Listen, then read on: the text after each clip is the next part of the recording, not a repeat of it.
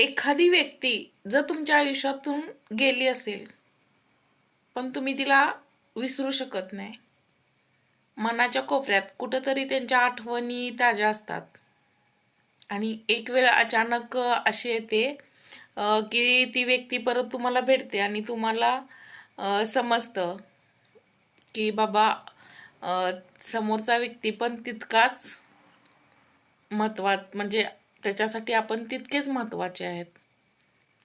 त्यावेळी